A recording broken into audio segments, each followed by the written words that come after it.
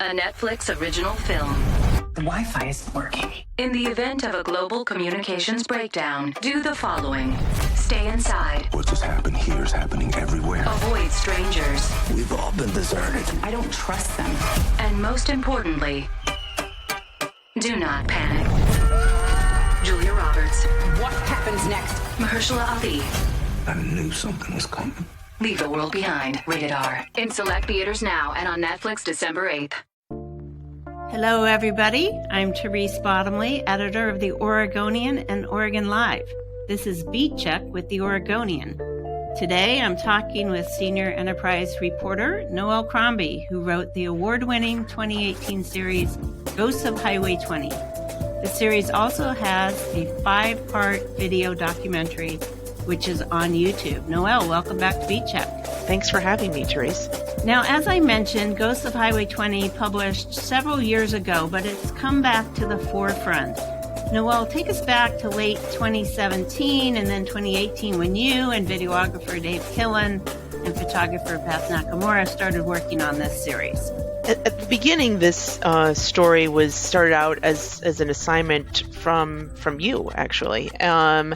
And you, I think at that time, had an inkling that there could be something bigger to this convicted killer and his history, the killer being a former state highway worker who is in prison on a murder, on an old murder that dated to the 1970s. And there had been some indications that he might be a suspect in other crimes along Highway 20, or at least there were some in rural Oregon. We don't exactly know where. And so I think too, you had also suggested that this could have a really strong visual component. And so Dave and I really teamed up from the very beginning on this story, and we did not know where this was going to lead. But we had to start somewhere, and I started with the case file in the killing of Kay Turner, which was held in archives out of the Jefferson County District Attorney's Office in Madras. And he was one of the first calls I made on this story. I asked the DA if we could have access to those files, and he generously granted that access and gave us access for many, many months. We were able to come back to the office and look through those files, which really provided a kind of roadmap for this story. And at the time, John Ackroyd, the killer, he was serving time for that conviction. That was, as far as we know, the only death he had been convicted of. But how did the Kay Turner case relate to other cases as you dug deeper? Well, yeah, he was in prison serving a sentence for Kay's death, and in Camp Sherman in the late 70s. She was running on Christmas Eve morning on an isolated stretch of road in this little rural resort area off of Highway 20, and he was getting off work and encountered her and is responsible for killing her. Her remains were not found for months later, but and he was the one who led authorities to her to her partial remains. And the case file showed that he had been looked at in the cases of other missing or unidentified women in that area, in that general vicinity of Highway 20, where he spent his whole life. And we also learned that he was a suspect. He was a longtime suspect in the disappearance and presumed killing of his stepdaughter, Richanda Pickle, who was just a child when she went missing. And buried in those court records was some slim reports that detailed the sexual assault of a young woman before Kay had gone missing. And she had made the report. It seemed extremely compelling, and there was some corroborating information with her account. And it was clear from the report that the documents that she had been believed. And so she was one of the first people that, after really going through all these reports, that I made a priority out of reaching out to her. Her name is Marlene Gabrielson, and she really went on to become kind of the moral center, the heart of this story, because in sort of ignoring, minimizing, disregarding her account, it sort of led John Ackroyd on a kind of lethal trajectory. Yeah, her voice is so strong, and one of the only survivors that we're aware of able to speak out. So the series traced the attack on Marlene, the murder of Kay Turner, the disappearance of Ackroyd's stepdaughter, Rashonda Pickle, which eventually led investigators to reopen and look again at not reopen necessarily, but look back at the Kay Turner case again. And then others, as you mentioned, other people who had disappeared or been found dead along that road. So, I mean, you and Dave and Beth traveled far and wide for that series. You went up and down that road how many times? And I think you went to Southern California, Texas. So talk a little bit about just the trek, the physical journey of tracking this story down. Yeah, I mean, it almost became its own character, the highway, and we spent a lot of time in these small towns along Highway 20 in Camp Sherman. We did travel to Texas to track down witnesses and to California. It was a really sprawling story, both in time and in number of people and crimes and milestones to track. And these were interviews. Sometimes, often as a reporter, we're working in a really tight deadline environment, and we're on the phone with people, and we're really working in some really tight time constraints. But this story involved, really old cases, and it required a lot of time and in-person contact with people. These stories were really old. They were traumatic for many of those who were involved, who were able to speak with. And so it just required a lot of time on the road. And I feel like we really got to know Highway 20 because we traveled it so much. And also Dave recorded so much drone footage as well, and the three of us were on the road for that, helping, serving essentially as assistants that in all seasons. I think it was important for us to be able to capture and convey what this part of Oregon looks like and feels like. It's something that people do not give thought to, although many people have traveled Highway 20. They're not stopping to consider it or give it any thought. And so it was really the challenge was on us to bring it to life and to really describe what it is to be on or along that highway. Yeah, those striking drone shots really give a sense of the vast forest land and how people could absolutely disappear and never be seen again out in the woods. So, the reason we're talking now is after this series published in late 2018, we heard from October Films out of London. And then eventually Octavia Spencer, an Academy Award-winning actor, signed on as executive producer of a new docuseries based on our work. I know the filmmakers spent a lot of time in Oregon. Tell us about their process in pulling together the new series and what your involvement was. Yeah, I mean, I think they were really rigorous. It was a small team, the director, under the direction of Ariana Le Pen, who had, I think, really understood what our project was trying to do. And I think what we really focused on as a news organization and telling those stories was to amplify the experiences and lives of the people who were most impacted by John Ackroyd's actions. And made a lot of effort to not amplify him. And I think Ariana really understood that, and I think she wanted to carry that forward in the series that she did. And to be really clear, that's they did their own independent work. It's not ours. It's certainly inspired by and based on our work, but it's their own kind of vision. And they spent a lot of time in Oregon. I shared my own just voluminous case files and reporting and spreadsheets with them, and I spent a lot of time with them.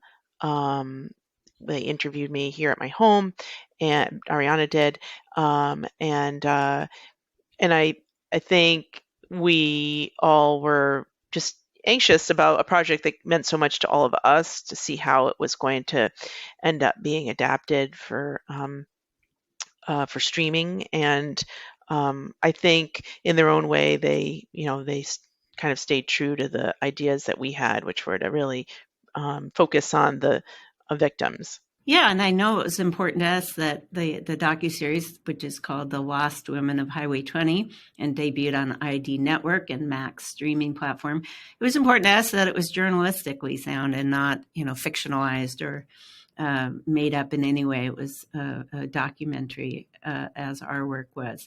So I know some of the original investigators were in the film, as they also were in our video, and Marlene Gabrielson and Byron Pickle, Rashonda's brother, also was in the docuseries. You've talked about how Octavia Spencer's piece was alike in highlighting the stories of the women and their voices, but how was Lost Women different from our original series? Yeah, I mean, our series is really different. Actually, it's really different in the look and the feel of it. I think it's much more of a journalistic effort, and because this story is covers a really broad period of time, decades, and a expansive landscape, literally, and many people, our story really slowed down the timeline, I think, in a way that let people better kind of absorb a story that's can be hard to follow. It jumps around, and so whereas their story, I think, distilled a lot. Ours, I think, just took more. We just had more time to tell the story, and I think also we were able to, we did flesh out all the victims' lives, I think, a little, pretty fully, and as best as we could, and these are just differences. I have a lot of respect for Ariana and the work that she did and the constraints she was working under. I just think that in our series, you just had more. There was just more information. It was more of a journalistic endeavor. Yeah, the original Ghosts of Highway 20 on YouTube in its full form. Ariana Le Pen, as Noelle mentioned, was the director of Lost Women of Highway 20, the new docuseries. So the genre of true crime, it's quite interesting for many people. I mean, what do you think fascinates people about these stories?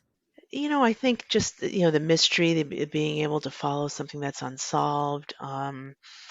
I think there's just, you're going to get an answer at the end. I think there's something that people find maybe satisfying about that. There's a pursuit of justice and a right and wrong. Maybe there's some clarity around true crime that people that maybe gets lost in other kinds of media we consume. I don't know. I'm actually not a big true crime fan, so I don't know. I think the fact that I'm not a true crime fan comes through in the series, because I think in a typical formula, we would have, tracked an investigator, or we would have followed the killer and what was his story and what drove him. And those were things we needed to get at, but the volume on those things was turned way down in our work on this. And that's just not formulaic. Yeah, you're right. I mean, the typical formula would be to follow the detective who solved the crime, or follow the district attorney who finally put the bad guy away. And as you said, this was sprawling over decades. There was no one detective.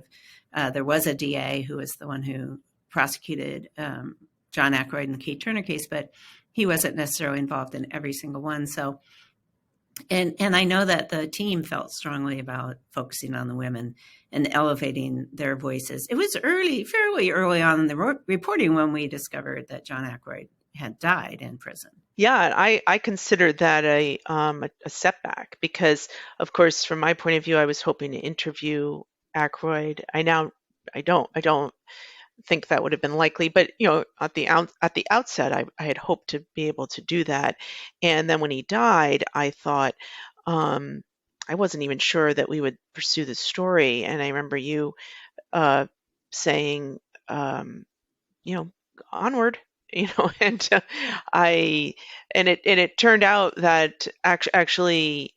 In Ackroyd's death, we were able to get a lot of access to records we never would have gotten if he remained alive. And so, in that way, we were able to pursue reporting in a much more fully than we would have been had he stayed alive. So, talk a little about that. In the course of your reporting, you discovered this plea that nobody else had ever been aware of in, I believe it was Lynn County. Talk about that and how you brought that to the public.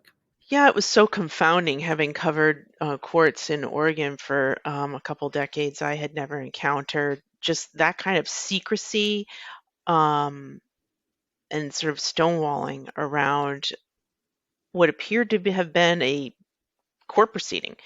And but it took a long time to get to the point where, and I think Ackroyd's death helped us to jog that loose, that in fact there had been this plea, and it was a no contest plea in the death of his stepdaughter, and that had never been really we'd never really had any details on that, and there was a lot of pain associated with that from the Richanda's brother Byron, who had thought he was living with this idea that he had to keep all this to himself, and it just compounded his grief and just sense of sorrow around his sister's death.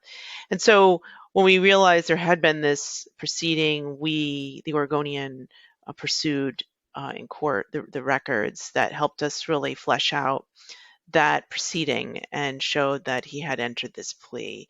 And we were able to get the audio recording from the very brief hearing where he did enter that plea. And Richanda's brother also then, he felt liberated, honestly, to be able to express what that was like and to talk about his, providing feedback to the prosecutor on allowing that plea to go forward, and just all of the emotions that turned up in him. And so it was kind of an extraordinary chapter. Yeah, he was a very compelling figure. I think he's a compelling figure in both projects, in both our project and in Ariana Le Pen's project. He's just an extremely powerful spokesperson for his sister's memory. Yeah, and I feel like viewers from our experience in 2018 really bonded with him and with Marlene. And can you talk a little bit about what's happened with them since the original publication? Yeah, I think it was very difficult for Byron to sit down with us and to revisit these painful memories, and I know that he had some hesitance in doing that again with with Ariana and her crew, and I think, though, at least after our project, I think he was glad that he had done that. It was a gesture for a tribute to his sister.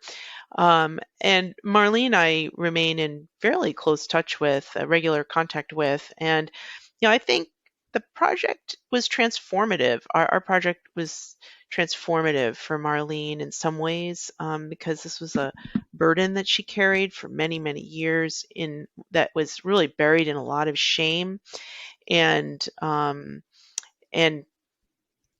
racism, and she just felt that she was ignored because she was a young Native American woman and she was not taken seriously. And that really left her with a pretty deep trauma. And I think in releasing that story to the world, I think that changed some things for her on a fundamental basis. And she didn't feel ashamed to tell the story. And I think her shame around that turned to kind of anger about having the consequences of having been ignored. Yeah, that power of telling the truth and being believed. I mean, I think she surely felt the affirmation of so many people once they heard her story and believed her story, unlike what first occurred after the attack. So now to the other two victims, Melissa and Sheila. John Ackroyd was never convicted in their killings, and he died in prison, as we said. He was convicted in the Kay Turner case, and he pleaded no contest in the Rashonda Pickle case, although he never gave up where that little girl's body was. So how certain are detectives that Ackroyd was the perpetrator in the Melissa and Sheila case? I think the investigators feel very, very certain that he was linked to those deaths. What we don't have is, conclusive evidence that links him to their disappearances and their deaths. What we have is kind of a tangle of what I'd say is really intriguing circumstantial evidence that links him to their disappearances and deaths, and the fact that he knew these women. He just knew a lot of people, young women, who ended up dying in violent, tragic ways, and ended up being the last person to see them. And in this case, we have multiple people who don't know one another saying things that point to Ackroyd as a viable suspect. And so that's this, it's very unsatisfying, because unlike in some stories, where you have clarity and a clear conclusion, here we have a lot of really important questions that have gone unanswered and are likely never to be answered. And I know we're aware of other disappearances and other remains found along the highway. I mean, John Ackroyd spent his life in that area, as you said, growing up there and then working as a highway worker for the state of Oregon, often alone, driving up and down the highway. I mean, what about the others? What do we know about other potential victims? We know just that he was in this area, that this is an area where he fished and hunted, that he admitted to investigators, knew very well that he knew the back roads, he knew how to get around. He and the areas where these other women went missing or where their remains were found is sort of right along the route that he would have been on, that he would have taken, that he would be really familiar with, and they themselves fit this kind of general profile, younger women, vulnerable, alone, and so again, we don't have anything that, and we make that clear in the series. We don't have anything that conclusively links him to this. It's just it's unsettling, his proximity to where these people were found, or where their possessions were found, or where we know they were last seen. Yes, and all the unanswered questions died with John Ackroyd, who, as we said, went to prison, died alone in his cell, presumably of heart disease or heart attack.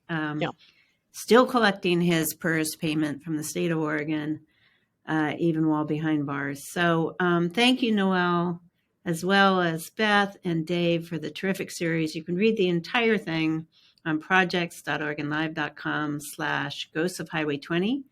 You can go to YouTube and search for Ghosts of Highway 20. And with that, I'll call it a wrap. Thanks so much for listening to Beat Check with the Oregonian. If you like this show, give us a 5-star rating and review in Apple Podcasts. It really helps people find the show. Tell a friend and help spread the word. The best way to support our journalism and stories like this one is with a subscription to Oregon Live. You can do that at OregonLive.com/pod support. Until next time.